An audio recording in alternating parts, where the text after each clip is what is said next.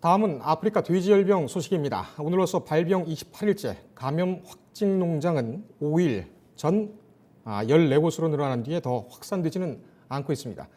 그러나 감염 멧돼지들이 잇따라 발견되면서 우려가 커지고 있습니다. 농림축산식품부에 나가 있는 취재기자 연결하겠습니다. 백주아 기자. 네, 농림부에 나와 있습니다. 네, 지난 주말 북한 접경 지역에서 발견된 야생 멧돼지, 이 야생 멧돼지도 아프리카 돼지열병에 감염됐다. 이것이 확진이 됐죠? 네, 그렇습니다. 경기도 연천과 강원도 철원에서 발견된 야생 멧돼지 폐사체 4마리에서 아프리카 돼지열병 바이러스가 검출됐습니다.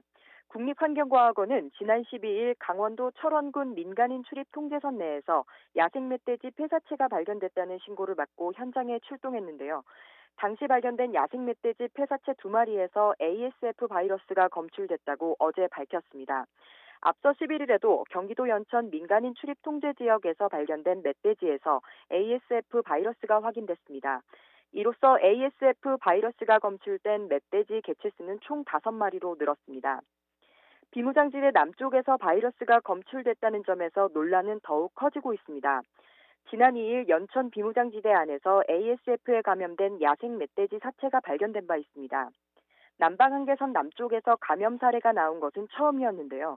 이 때문에 북한으로부터 ASF에 감염된 야생 멧돼지가 내려오는 것이 아니냐는 우려가 확산되고 있습니다.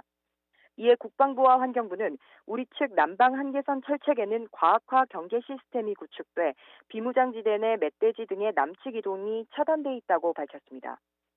이 접경 지역의 야생 멧돼지 폐사체에서 돼지열병 바이러스가 검출되고 정부가 긴급 대책을 내놨습니다. 이 감염 의심 지역을 모두 가두고 이 사냥을 허용하도록 하겠다 이렇게 되어 있는데 이 멧돼지 양이 200마리도 아니고 이 구체적인 내용이 어떻게 됩니까? 네, 정부는 일부 지역에 한해 멧돼지 총기 사냥을 허용하는 등 긴급 대책을 추진하기로 했습니다. 우선 폐사체가 나온 연천과 철원 일부 지역을 감염 위험 지역으로 지정했습니다. 이는 멧돼지에 의한 ASF 감염 확대를 우려한 조치입니다. 연천과 철원 등 일부 지역을 중심으로 5제곱킬로미터 이내에는 감염 지역으로 전체 테두리에 철책을 세웁니다. 30제곱킬로미터 이내에는 위험 지역으로 포획틀과 트랩을 설치할 예정입니다. 정부는 특히 300제곱킬로미터 이내를 집중 사냥 지역으로 정하고 총기를 사용한 멧돼지 포획을 전면 허용하기로 했습니다. 또 민통선 지역에는 드론을 투입해 감염된 멧돼지를 찾기로 했습니다. ASF 확진 판정을 받은 강화와 김포 등은 발생 완충 지역으로 지정해 총기 포획은 금지하되 포획틀과 포획 트랩을 확대 설치하기로 했습니다. 또 서울, 북한강 이북의 7개 시군을 경계지역으로 설정해 멧돼지 전면 제거를 목표로 오늘부터 집중 포획을 시행합니다.